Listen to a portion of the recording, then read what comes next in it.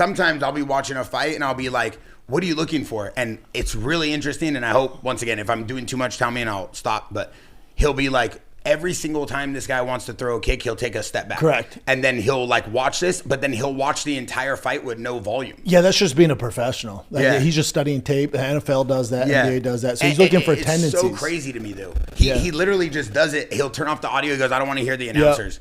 And then like he just sits there all night, studies looking tape. for tendencies. With his opponent. That's crazy. Yeah. I would never do that. Yeah. In your day, you didn't have to. But why would you? You were so you remind me of kind of like a Hamza. You're so explosive off the break. You would go in for a knockout. Hamza is going to come in there with so much energy. But a lot of guys. Sorry, I don't mean to interrupt. Go. But a lot of guys, like, they have coaches who do it.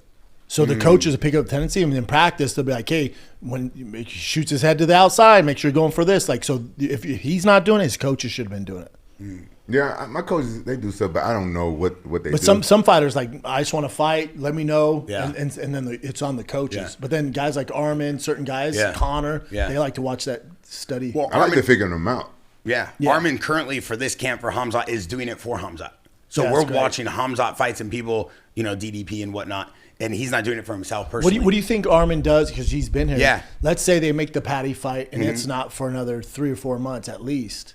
If you're Arman, what do you tell him to do if you're his manager? Me personally, I'll tell you what I would do. Yeah, me personally, and obviously if I had a personal relationship with Dana White, maybe my answer would be different. Or the UFC. As a manager, I'm hypothetically speaking, if I've already waited this long, I would hope that I could withstand a little bit more waiting period and then go straight to a belt fight.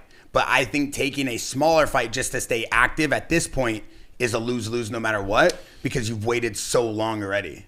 And I just think that I can see both sides. My thing is, if I don't know his relationship with Dana and them, but it wouldn't be a bad idea to ask Dana, like, hey, I know you guys are doing the Patty thing. Am I for sure next, or am I going to have to take a fight? Because I want to weigh my options. That's what I'm saying. So if I had the phone, I would ask that. Exactly. So if Dana goes, we're doing Patty.